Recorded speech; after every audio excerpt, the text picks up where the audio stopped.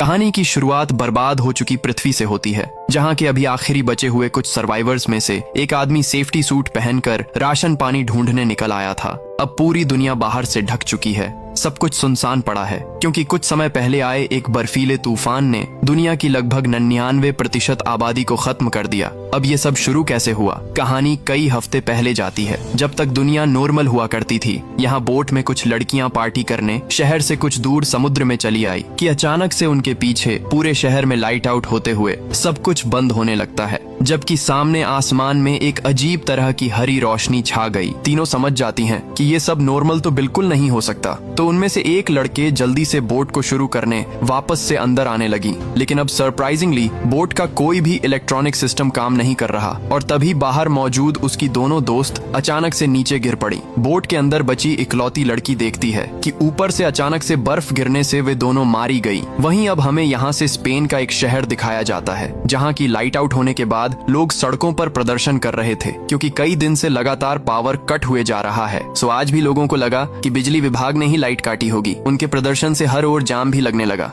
अब इसी ट्रैफिक में एक जवान भी है, जो कि अभी अपनी पत्नी और बेटी को घर छोड़कर आज की शाम अपने कुछ दोस्तों के साथ ड्रिंक करने उनके खास अड्डे पर जा रहा था। वो रास्ते में नोटिस भी करता है कि आज शहर में कुछ ज्यादा ही हलचल है, जैसा कि अमूमन होता नहीं था। खैर, जोन अभी के लिए इन सब पर ज्यादा ध्यान नहीं देता और सीधा अपने दोस्तों से मिलने अपने एक दोस्त अल्फ्रेडो के घर पहुंच जाता है। यहाँ उसके बाकी दोस्त भी टीवी में यही न्यूज देख रहे थे कि अचानक से एक फैक्ट्री में आग लगने से उसकी जहरीली गैस लीक हो गई, और वो गैस अगर बाहर निकली तो बहुत खतरनाक हो सकती है। सो जोन कहता है कि उन्हें इस न्यूज पर ज्यादा ध्यान नहीं देना चाहिए, और चारों दोस्त मिलकर अब गेम्स खेलने लगे। जल्द ही उनकी आज रात के लिए मंगवाई हुई बोतल भी आ गई, जिससे कि उनकी शाम और रंगीन हो जाएगी। लेकिन उनमें से किसी को नहीं पता था कि आज के बाद पूरी दुनिया बदलने वाली है। अचानक से ही अब यहाँ पर जनरेटर वाली पावर भी बंद हो गई। तभी ऊपर से अल्फ्रेडो की पत्नी एना भी आकर सबको इन्फॉर्म करती है कि जो डिलीवरी मैन उन्हें बोतल देकर गया था वो बाहर गली में गिर गया और मारा गया। सभी दोस्त अब खिड़की से बाहर देखते हैं कि अचानक से ही बाहर स्नोफॉल होने लगी, जिससे कि हर कोई हैरान था,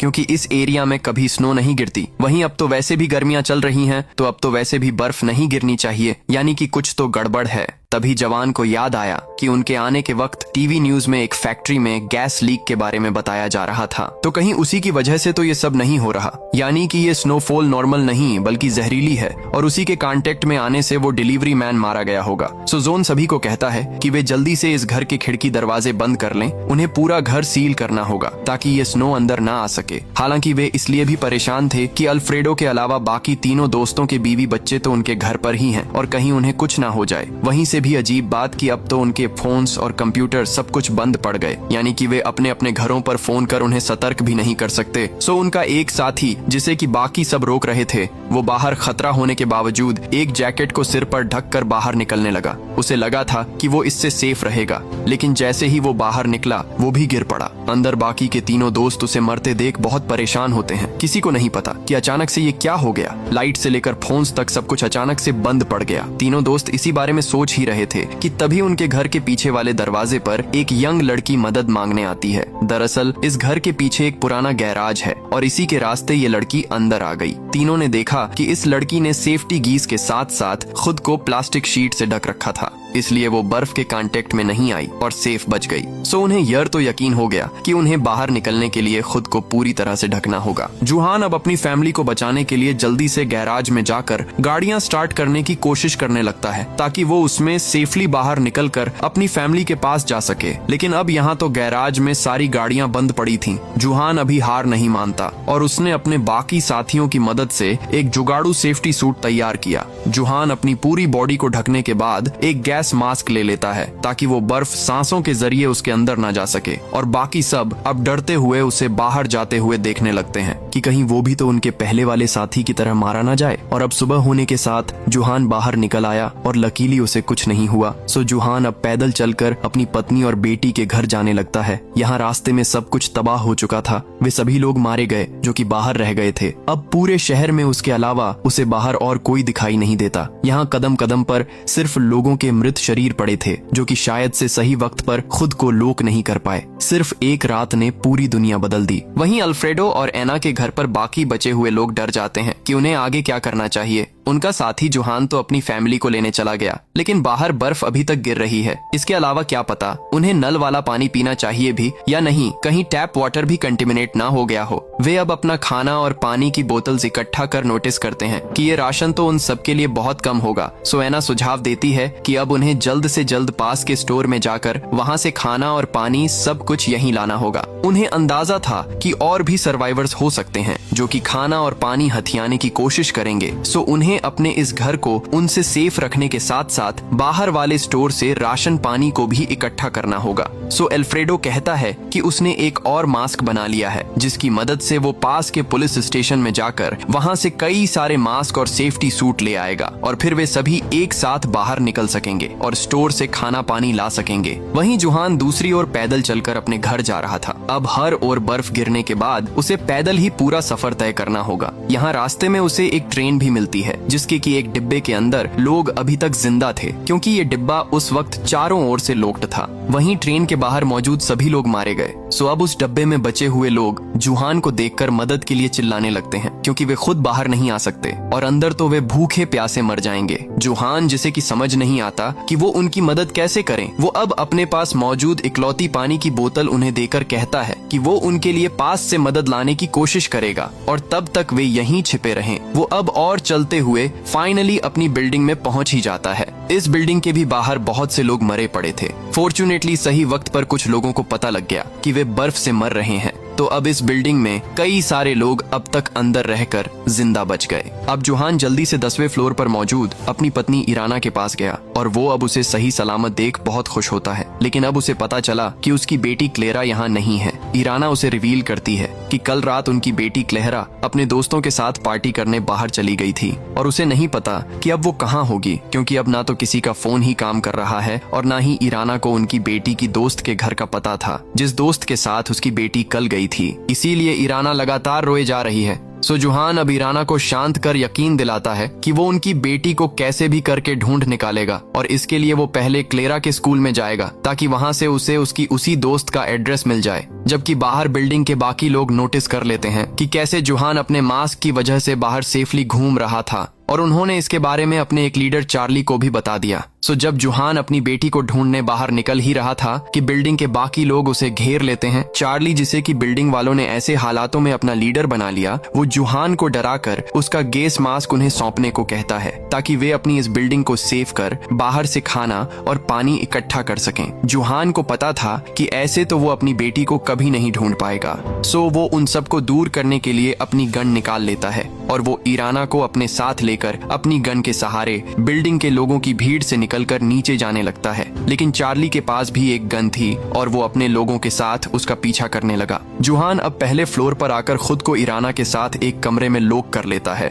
उन्हें अब जल्द से जल्द एक प्लास्टिक शीट ढूंढनी होगी क्योंकि मास्क तो उनके पास सिर्फ एक ही है और वे दोनों बाहर कैसे निकलेंगे। वहीं अब तक चार्ली भी और लोगों के साथ दरवाजे तक आ चुका था। सो जुहान अब इलाना को बचाने के लिए उसे अपना मास्क देकर बाहर निकाल देता है ताकि इराना स्कूल में जाकर क्लेरा की दोस्त का एड्रेस निकाल सके। इससे कम से कम इराना उनकी बेटी को तो बचा ही लेगी। और जुहान ने अपना सेफ्टी सूट इराना को पहनाकर बाहर निकाल दिया। जबकि बाहर से चार्ली बाकी लोगों के साथ दरवाजा तोड़ अब अंदर आ ही जाता है। लेकिन जुहान तो इसके लिए पहले से तैयार था। उसने तभी अपने मुंह पर प्लास्टिक ढककर इस कमरे की विंडो तोड़ दी जिससे कि स्नो अंदर आने लगती है और चार्ली समेत बाकी सबको अपनी जान बचाकर वापस अंदर भागना पड़ा। वहीं जुहान प्लास्टिक शीट लपेटकर खिड़की से नीचे कूद जाता है। हालांकि प्लास्टिक के अंदर ज्यादा ऑक्सीजन नहीं थी तो सांस न आने से वो वहीं बेहोश होकर गिर पड़ा और जब उसकी आंखें खुली तो वो खुद को एक गाड़ी में पाता है जिसके अंदर उसके बाकी के दोस्त थे। वे दोस्त जिन्हें कि वो अल्फ्रेडो और एना के घर छोड़ आया था। अल्फ्रेडो उसे रिवील करता है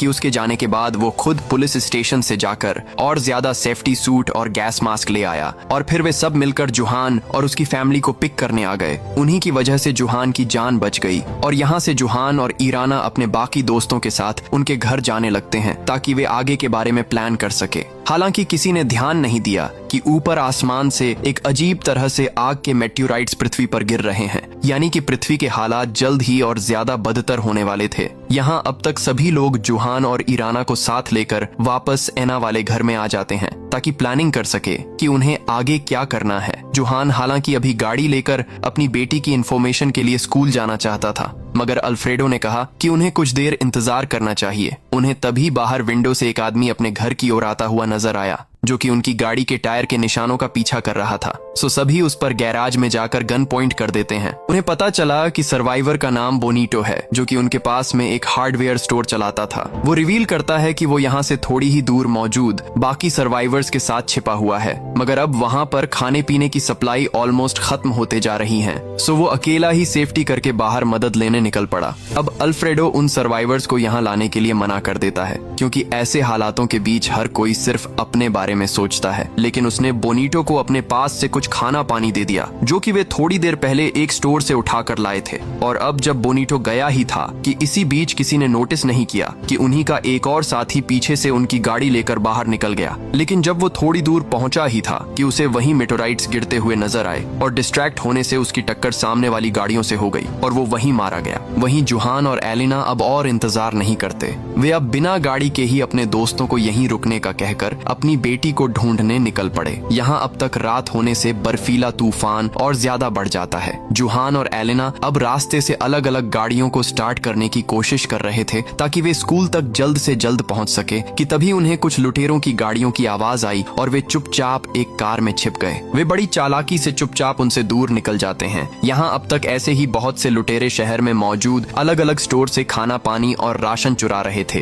ताकि हर कोई ज्यादा से ज्यादा लंबे समय तक सरवाइव कर पाए। इनमें से कुछ लोग तो सप्लाई के लिए एक दूसरे तक को मार रहे हैं। वहीं जुहान और इलेना फाइनली स्कूल जाकर अपनी बेटी की उसी दोस्त का एड्रेस निकाल लेते हैं, जिसके की साथ वो 2 दिन पहले नाइट आउट पर गई थी। जिसके बाद जुहान अब स्कूल की पार्किंग में जाकर एक वर्किंग कार ढूंढने लगता है ताकि उन्हें और पैदल न चलना पड़े। और काफी देर बाद उसे कार मिल ही गई। लेकिन जब वे निकल ही रहे थे कि स्कूल में एलेना को एक बच्चे की आवाज सुनाई दी और उन्हें पता चला कि 2 दिन पहले कुछ शरारती बच्चों ने एक पावलो नाम के लड़के को स्कूल में ही लॉक कर गए। यानी कि पावलो पिछले 2 दिन से यहीं बंद था। हालांकि कैंटीन में होने से उसे खाने पीने की कमी नहीं हुई। सो जुहान अब उसे पहले शांत कर बाहर की दुनिया की सारी सच्चाई बताता है। कैसे अब दुनिया पहले जैसी नहीं बची, सब कुछ बर्बाद हो चुका है। हालांकि शुरू में पावलो को यकीन नहीं होता, लेकिन फिर उसे प्लेग्राउंड में उन्हीं बच्चों की बॉडीज दिखाई दी जो कि उसे बंद करके भागे थे और उसे सब समझ आ गया। तो वहीं घर पर अल्फ्रेडो भी देखता है कि आसपास के लुटेरे सारे स्टोर्स को लूट रहे हैं। सो उन्हें भी दोबारा से बाहर जाकर जल्द से जल्द और राशन जमा करना होगा, वरना तो आने वाले समय में उनके लिए और कुछ नहीं बचेगा। अल्फ्रेडो अब अपनी पत्नी एना के साथ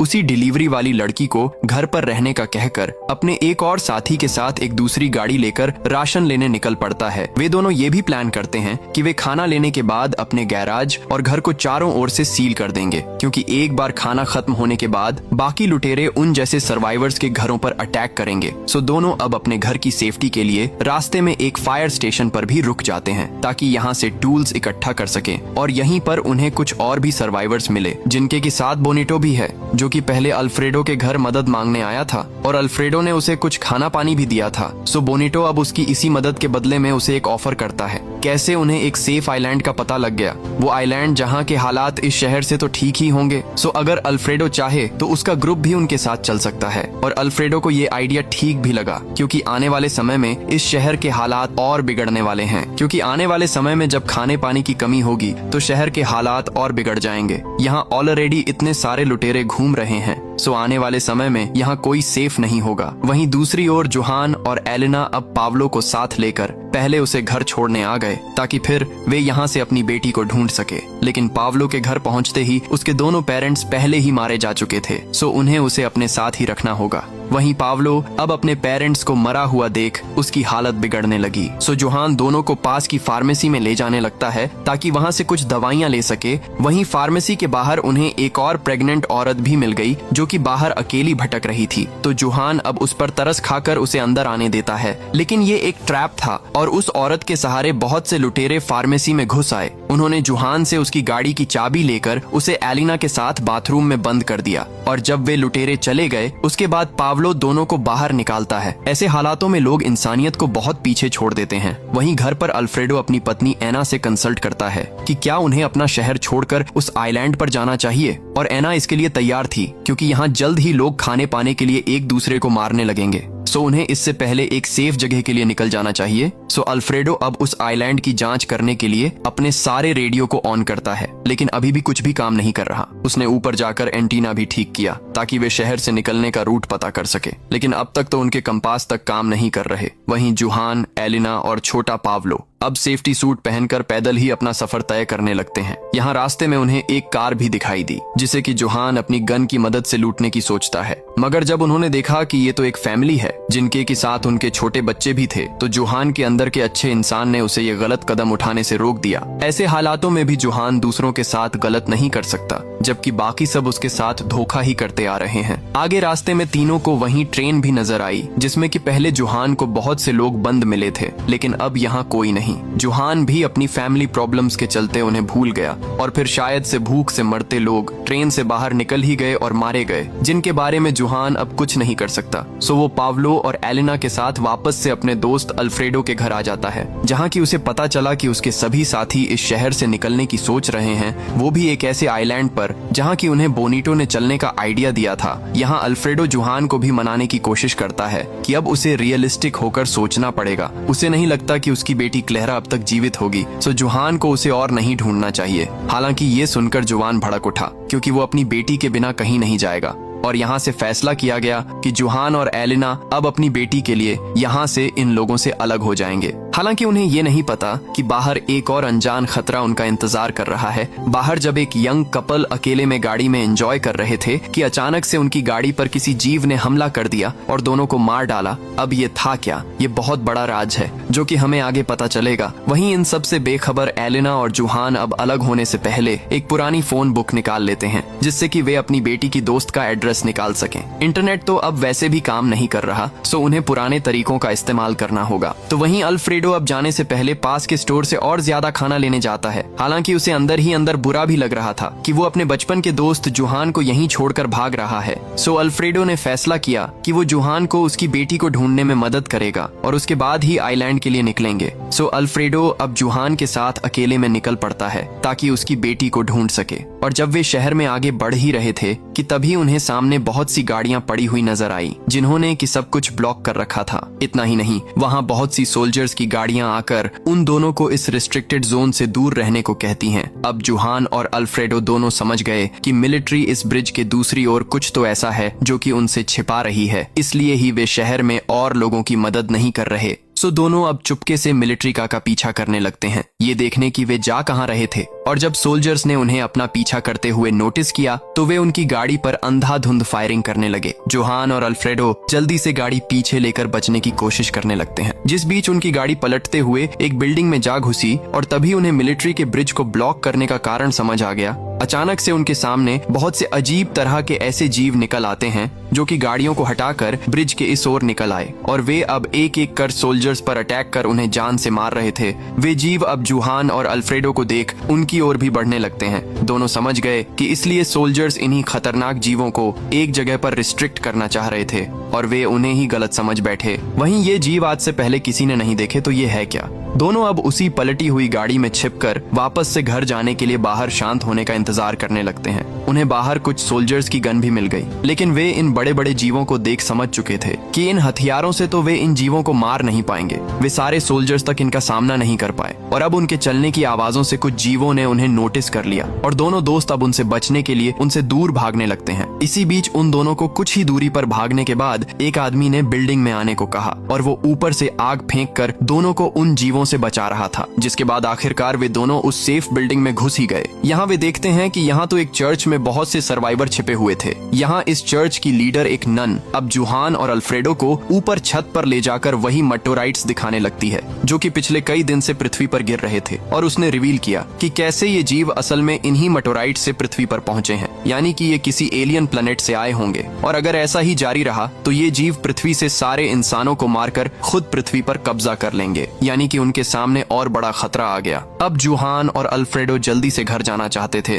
ताकि वे अपने ग्रुप के बाकी लोगों को इन जीवों से सतर्क कर सके, लेकिन नन ने उन्हें दरवाजा खोलने से रोक दिया क्योंकि अगर उन जीवों को उन सब की भनक भी लगी तो कोई जिंदा नहीं बच पाएगा। और आज की रात दोनों को ना चाहते हुए भी इसी चर्च में बितानी पड़ती है। यहाँ चर्च के लोग बारी बारी से जाकर पहरा दे रहे थे, जबकि जुहान तो इसलिए दुखी था कि उसे पता नहीं अपनी बेटी कब तक मिलेगी और वो सेफ होगी भी या नहीं। वैसे भी इस आपदा को फैले अब तक कई दिन बीत चुके हैं। तभी उसे बाहर से आवाज आई और वो बाहर जाकर ये देख हैरान रह गया कि यहाँ तो अब हर जगह हजारों जीव इकट्ठा हो चुके थे। यानी कि समय के साथ इनकी संख्या घटने के बजाय बढ़ती ही जा रही है और ये चर्च की बिल्डिंग ज्यादा देर तक इन जीवों से अंदर के सर्वाइवर्स को बचा नहीं पाएगी। जुहान अब अंदर आकर सभी को अभी रेडी होने के लिए कहता है, क्योंकि वे यहाँ और नहीं रुक सकते और यहाँ मौजूद सभी सर्वाइवर्स अब जुगाड़ लगाकर बाहर निकलने की तैयारी करने लगते हैं। जुहान के अनुसार अभी वे जीव सो रहे होंगे, सो वे इसी रात का फायदा उठाकर बिना आवाज किए यहाँ से निकल पाएंगे। सभी सर्वाइवर्स अब जुहान के पीछे लाइन बनाकर बिना आवाज के जाने लगते हैं। थोड़े बहुत दूर आकर उन्होंने बाकी लोगों को बस में छिपा दिया, जबकि कुछ मेंबर्स दीवार वाले छेद को बड़ा करने लगे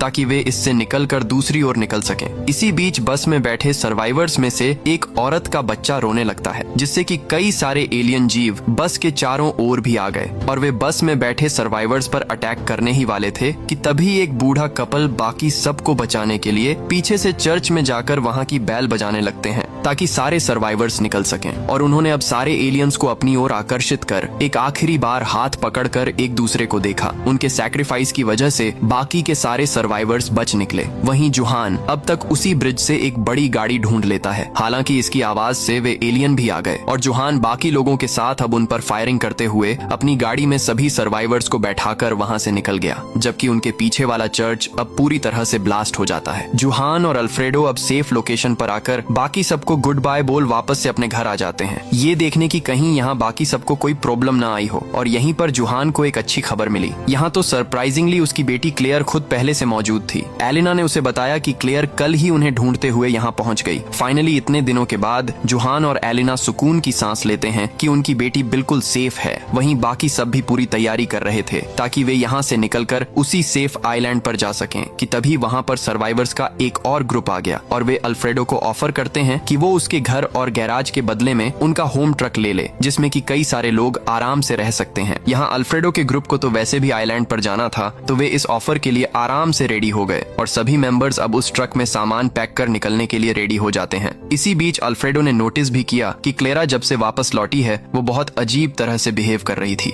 जैसे कि वो अपने खुद के बस में ना हो। लेकिन कोई भी अब इस पर ज्यादा ध्यान नहीं देता और सब अब ड्राइविंग करते हुए उसी आइलैंड की ओर निकल पड़े। लेकिन जब वे काफी देर ड्राइविंग के बाद समुद्र तक पहुंच ही गए तो यहाँ पर उन्हें एक और प्रॉब्लम आ गई। यहाँ पृथ्वी के बदलते वातावरण के कारण अब पानी का लेवल बहुत नीचे चला गया, सो उन्हें कोई और लोकेशन ढूंढनी होगी जहाँ से वे बोट का इस्तेमाल कर सकें। लेकिन अब क्योंकि शाम हो रही थी तो अभी के लिए उन्हें रात बिताने के लिए कोई जगह ढूंढनी होगी और वे सभी पास के एक शॉपिंग मॉल में जाकर आज रात बिताने का फैसला करते हैं। यहाँ शॉपिंग मॉल में उनके अलावा और भी बहुत से लोग थे, जिनमें कि वे सर्वाइवर्स भी हैं, जिन्हें कि जुहान और अल्फ्रेडो ने चर्च में बचाया था। यहाँ मौजूद सारे ही लोग मिलकर एक दूसरे का साथ दे रहे थे कि इसी बीच क्लेयर को अचानक से दौरा आने लगता है, जो कि आज तक उसे कभी नहीं आया था। लेकिन फिर से सभी को लगा कि ये सब उसके कई दिन अकेले ऐसे हालातों में रहने की वजह से हुआ होगा और सब इसे इग्नोर कर फिर से सो गए कि सुबह अचानक से जुहान की आंख बहुत ज्यादा शोर से खुलती है। उन्हें पता चला कि बाहर जो जहरीली स्नोफॉल हो रही थी वो अचानक से ही रुक गई और बाहर कई दिनों के बाद फाइनली अच्छी खासी धूप निकल आई। लोग बाहर निकलकर भी देखते हैं कि अब वे बाहर जाने से मर नहीं रहे। यहाँ हर कोई खुश होता है कि फाइनली शायद से ये आपदा खत्म हो गई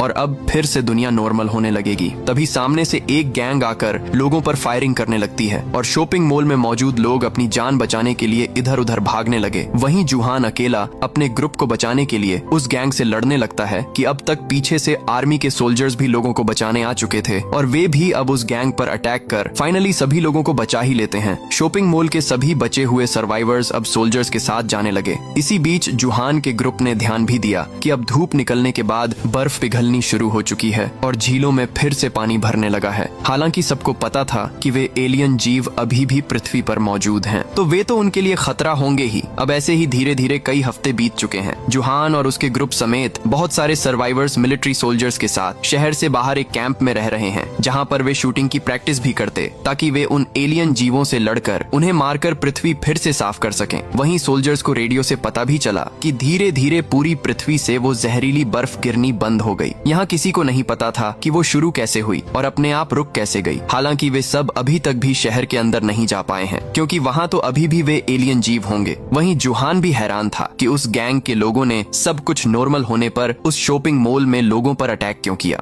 इसमें भला उनका क्या फायदा था। और अब एक शाम उन सबको बताया जाता है कि मिलिट्री कुछ लोगों को शहर में भेजना चाहती है ताकि वे शहर के अंदर के हालातों का पता लगा सके। इसके लिए उन्हें एक ट्रेन का इस्तेमाल करना होगा जो कि सीधा शहर के अंदर जाती है। और अब अगली सुबह होते ही जुहान की अगुवाई में उसका छोटा सा ग्रुप शहर में जाने के लिए निकल पड़ते हैं। वे सब ट्रेन को स्टार्ट कर अब रास्ते से सब कुछ हटाकर आगे बढ़ते जा रहे थे। और जब वे शहर के अंदर घुस गए तो हर कोई जश्न मनाता है, जिसके बाद वे ट्रेन से उतरकर पैदल ही आगे बढ़ने लगते हैं। वे देखते भी हैं कि उस आपदा के कारण पूरा शहर तबाह हो रखा था। लेकिन इससे भी अजीब बात कि अब किसी को भी शहर में वे एलियन जीव कहीं नजर नहीं आते। सब हैरान थे कि वे जीव कहाँ गए होंगे। इसके अलावा उन्हें शहर में और भी कुछ लोग नजर आए जो कि काफी वियर्डली बिहेव कर रहे थे। अब ऐसा क्यों हो रहा है, हमें ये आगे कहानी में पता चलेगा। यहाँ ग्रुप के कुछ लोग शहर के दूसरे हिस्से में चले जाते हैं ताकि वहाँ का मुआयना कर सके। तो वहीं जुहान का ग्रुप अब रेडियो सेटअप कर शहर के बाहर मौजूद अपने बेस को सब रिपोर्ट करते हैं जो उन्होंने अब तक शहर में देखा था। वहीं उन्होंने एक बिल्डिंग के ऊपर चढ़कर ये भी देखा कि शहर की दूसरी दिशा में एक अजीब सी ब्लू लाइट चल रही थी। सो जुहान कमांडर से कहता है कि उन्हें कुछ और लोगों को वहां भेजकर उसके बारे में पता करना होगा कि ये है क्या। लेकिन अभी रात को कमांडर इसके लिए मना कर देता है। सो आज की रात जुहान फिर से अपने साथियों के साथ वहीं कार्ड्स खेलते हुए पार्टी करने लगता है, जैसा कि वो कहानी के शुरू में कर रहा था। उसे लग रहा था कि अब सब ठीक हो जाएगा कि अब अचानक से ही उनका एक साथी लूकस, जो कि ऐसा लग रहा था कि वो अपने होश में नहीं है, उसने उनके एक और साथी को चाकू मार दिया और खुद ऊपर भाग गया, जहां बाकी लोग उस घायल मेंबर को ट्रीट करने लगते हैं। जबकि जुहान लूकस को देखने गया कि उसे अचानक से क्या हो गया।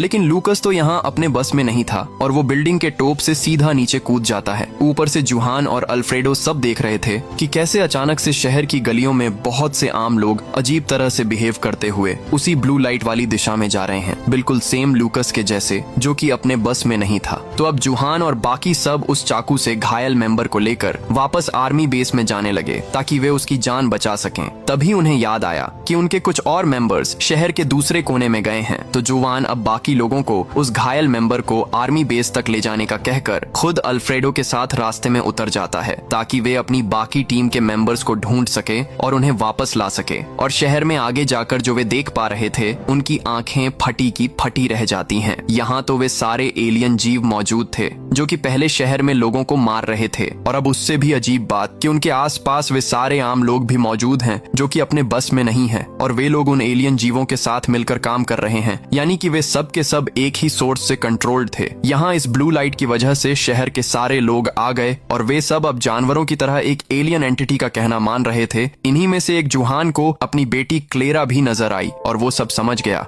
इसलिए ही क्लेरा उसके मिलने के बाद से ही अजीब तरह से बिहेव कर रही थी। जुहान को धीरे धीरे सब समझ आने लगा कैसे जब सब कुछ नॉर्मल हो गया तो उस गैंग के लोगों ने आम लोगों पर अटैक कर दिया, क्योंकि वे गैंग के मेंबर भी अपने बस में नहीं थे। कहानी के शुरू से लेकर अब तक कभी कुछ ये मिस्टीरियस एलियन रेस कर रही है। इन एलियंस ने ही पृथ्वी पर उस आपदा की शुरुआत की और 99% से ज्यादा आबादी को खत्म कर डाला ताकि पृथ्वी इंसानों से खाली हो सके। फिर उन्होंने ज्यादा बचे